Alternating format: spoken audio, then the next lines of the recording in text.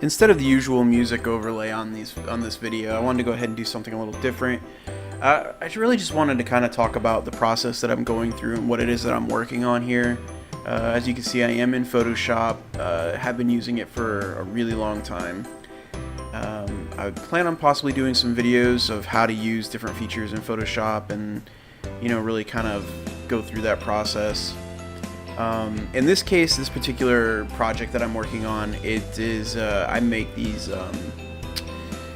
retro gaming systems from an old NES cartridge using Raspberry Pi. Kind of boring stuff. Anyhow, I do these, and a lot of the times they end up being for gifts for friends or for friends of a friend kind of deal. What I really enjoy most is creating labels for them and being artistic and having fun with that aspect of it.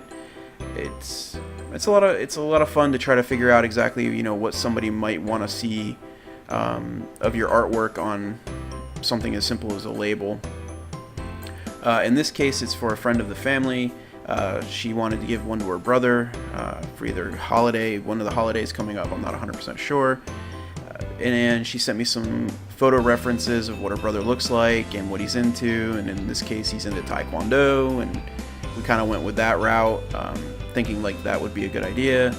And I think it worked out well for the most part. As you can see, I did a really rough sketch, and as I went through the rough sketch process, I've now brought it into Photoshop. I'm kind of moving it around and redrawing it with a custom brush that I created.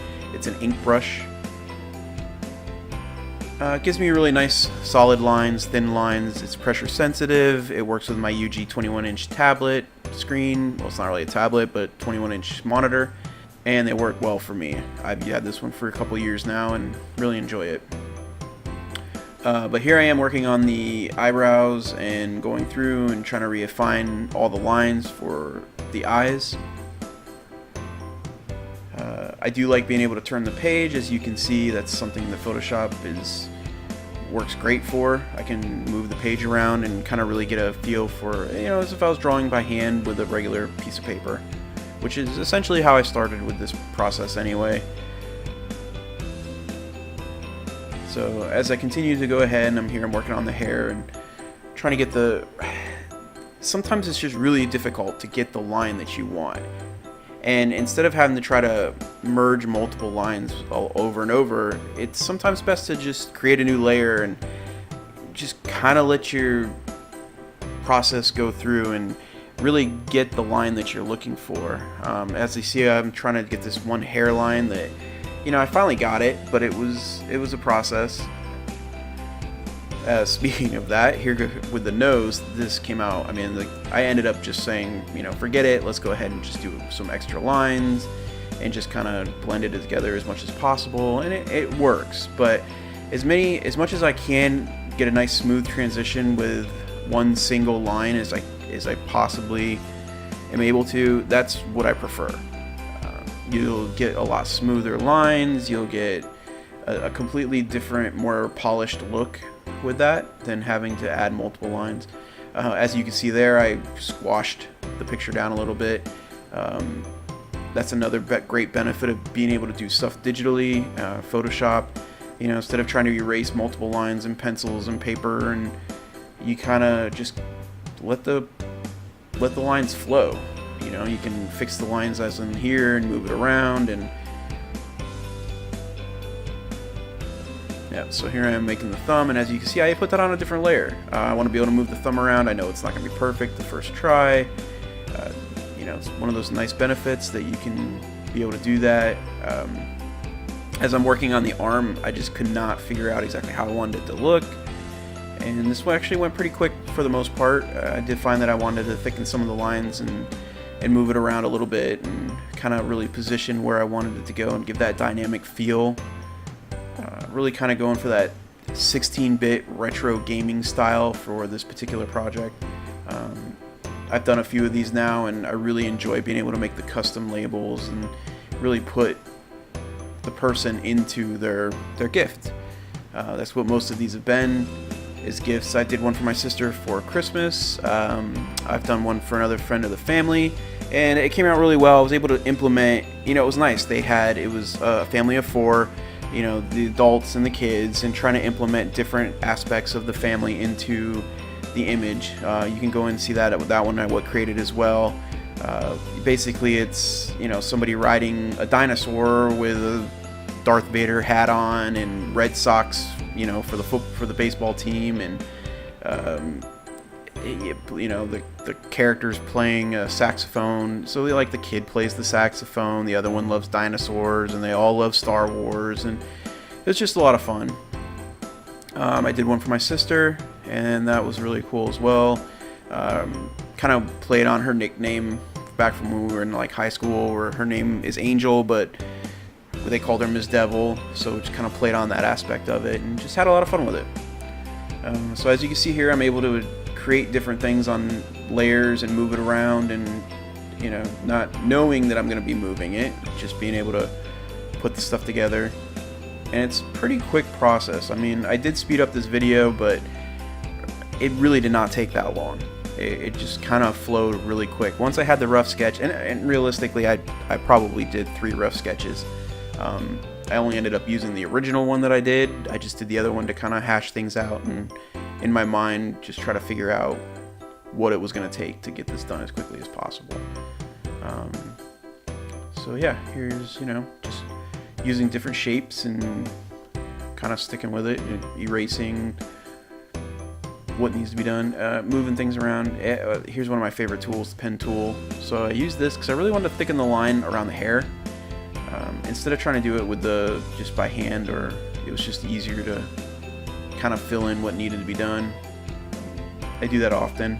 Sometimes I'll only use the pen tool. I won't even use the pressure sensitive pen. Pen tool is a great tool. It's definitely one of those ones that I highly recommend learning. Gives you a lot of versatility. You can do a lot of different clipping paths, and yeah, so by hand, trying to get this beard goatee looking thing, or, you know, this mustache was just not working. Trying to get the shape that I wanted, and so you can see I put it on a different layer, and I'm just trying to figure it all out, see what's gonna work. And I don't want to spend a lot of time on this. This is just one of those little projects where I enjoy it. I'm sure somebody will get a kick out of it, but overall, I could spend all day working on something that I could just tear apart and never actually finish. And most people aren't even going to notice any of the things that I notice that need to be redone or shifted or changed or don't quite look right, as long as you get the basic idea. Here I'm using the magic wand, just kind of selecting some of the lines that I put on one layer. I'm trying to, you know, color in the skin in this case, and I'll do that quite a bit through this process. Try to make the colors always end up being shapes. That's how I like to start. I get the basic shape down, the basic color, and I mean, you'll see like this process here. This did not go well. Essentially, this is all black, and obviously black on black was just not going to work. So trying to figure out what color could I use, and I do a little bit of color correction. And, you know, with the magic wand tool, one of the things you also want to learn with the selections is how to expand, contract, and kind of keep all your lines together.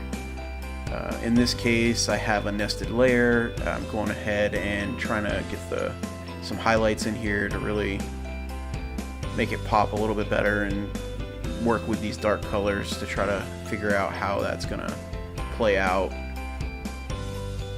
Didn't have a really good idea in mind, just basic, just kind of messing with it until I got it to where I wanted it. Right now this color is very blue looking. Eventually I end up taking a lot of the color out of it, and just kind of going with more of a desaturated gray color. You'll see that here shortly. So right now just trying to figure out the lighting, and you know, it's a cartoon, so I don't have to be super accurate. It just has to look acceptable. And yeah, so I'm going in and putting the shadows. As you can see, I start adjusting, like, so this layer is a nested layer, it's multiply. I'm using a pretty dark color to put the percentage down, and you kind of, you know, it starts giving you those extra little pops of shadow, and you can kind of work that way. And then, you know, if you see how dark the color is I'm using here for the skin tone shadows, and Right now I'm set to multiply, and eventually I'll go and adjust the opacity and bring the opacity pretty far down, just so I have a little bit better look on the shadow. So, I mean, there's all kinds of ways you can do different things. I used to be meticulous and use the pen tool a lot and try to, you know, figure out every shape and where I find that this is just more fun. Just being able to go in and throw in some color and find out some shadows and just kind of move things around and grab your eraser tool and erase things that don't make sense. And so here on the shadow of the face, yeah, it's a little dark, it's a little, you know, you got that little bit of light, kind of the idea. You'll see here in a minute that I'm going to go ahead and adjust that by just kind of making a little more of a gradient.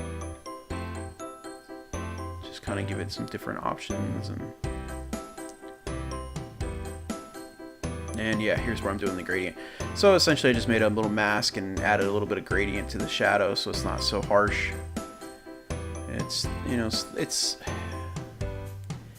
always one of those things that's kind of hard to explain to some people who, you know, aren't used to drawing or looking at shapes and shadows and lights, and especially with using masks in Photoshop, and there's a lot of stuff to learn. So yeah, here I decided to go ahead and make the goatee one color, because it's not so much as a goatee as it probably should, but I figured it looks pretty good. And start adding some more lighting, and I got a lighten layer on top here that's nested over the shape. You know, so that's one of the things that's nice, is you can set a shape and you can go ahead and, you know, you set a nested layer over top of it, and anytime you draw, you're drawing only within that shape without having to have the, you know, the marching ants or the marquees, the selections, like I'm doing there with the eyes. You can kind of get away from some of that stuff and just make it really simple and be able to move very bold strokes of lines around and get what you're looking for. So yeah, I decided to move all the saturation down. So I darkened everything, got rid of all the saturation, so there's no color.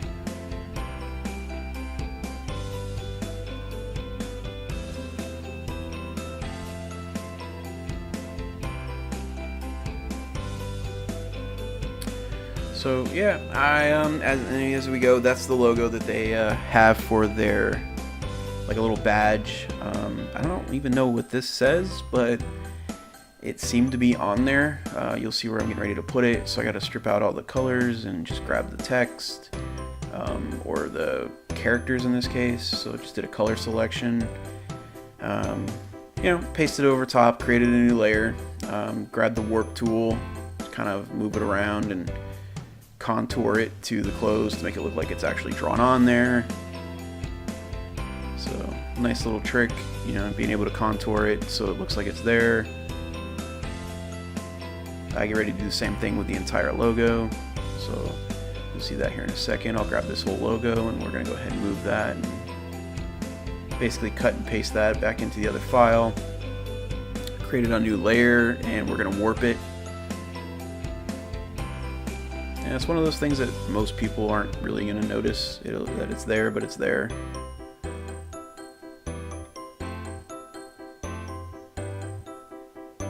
And yep, so now I gotta get that extra little details in. There's like little red marks on the belt and things like that I found in the reference photos. And the one thing that does bother me at this point is that logo. There's no shadow to it, there's no light to it. I didn't want it to look washed out, so I did go ahead and adjust it. You can see I grabbed the selection tool and start building shadow. This is the one I did for my sister. So now I'm just stripping out all the stuff from the file that I created, because this is the exact template of the labels. Just kind of getting rid of everything and making a new one.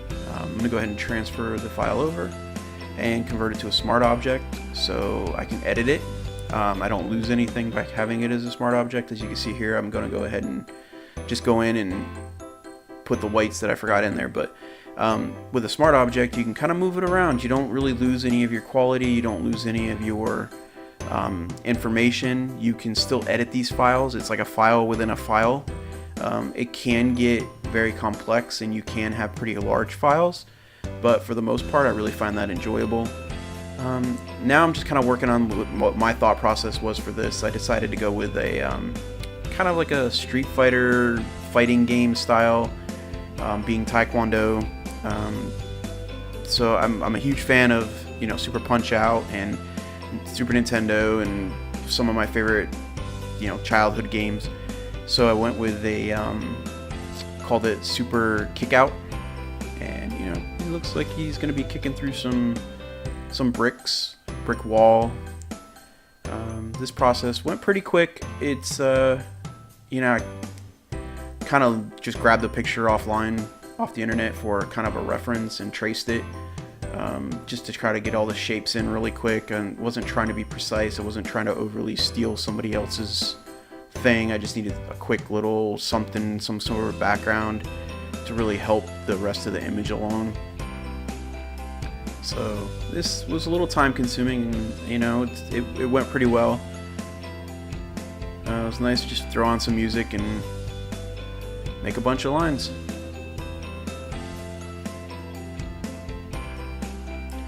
And I continue to do that all the way around. Just wanted to kind of make it look like this explosion of bricks through a wall. You know, it's nice to be able to turn the character off and do some of the background and get some things going. I think overall it came out pretty good. Like I said, I didn't want to super copy everything. I did, you know, grab some basic stuff, but a lot of it gets washed out in the background. It all becomes, you know, you can see it, but it's not overly there. It just kind of adds to it. You really want the character to pop, so I do this white border around the character to really separate it from the rest of the stuff. And that worked out pretty well. You can see where I start kind of putting in the colors and trying to figure out exactly what I want to go with. Black, gray, red. Ultimately, I end up doing all the highlights and shadows and everything in gray, and then I decide to convert it later into, you know, more of a red background. That's another great thing about being able to do things digitally, is you have that option. You can kind of just pick and choose what you want your colors to be, your saturations, how bright, how dark, how, you know, just everything overall. I originally tried to make it look like here that he was going to be busting out of the wall and have some of him cut off. I decided not to go that route, but so I just decided to go ahead and put some, really kind of make the bricks, make it look like brick. Add some lines here, just hold down the shift key and draw across. Continue to add the lines. Eventually I'll make a duplicate of the layer for the lines and turn them gray. Kind of give that mortar. It also helped make the colors pop a little more. Make the background pop a lot better. And just kind of adjust it and use the black as more of like a drop shadow, or you can see here. Then I'll have to go in and clean up some of the lines where they overlap and that kind of thing. So like I said, I went ahead and did the you know, Super Kick-Out theme idea. You know, I gotta add the text and kind of go through that. Wanted to separate a little more. I still have to make the label for the cart. That's gonna be a little bit of a process, kind of going through and making the sticker and laminating it and all the typical stuff. That I was trying to come up with some other things that I thought might, you know, bring it all together. But overall, I found I didn't want to complicate it. Yeah, I ended up going with something a little more simple. Just decided that it was easier to stick with this, and you know, the bricks and the kick and the character. I really wanted the character to shine. And as you see, I go ahead and start working here on the text, get the text in there. I did go grab some fonts off the internet. I just wanted something that just kind of very reminiscent of the old Nintendo games or old school cartridge labels and stuff like that. And yeah, that's pretty much it. So yeah, for the super part here, I decided to go ahead and just pick a basic, you know, style. Photoshop has some styles. You can download some. You can make your own. You know, worked out really well. The kick just is a basic style that I created on the fly. And overall, I think it looked pretty good. So this is my process for how I did the label for the NES PiCart Super Kick-Out. Thanks for watching.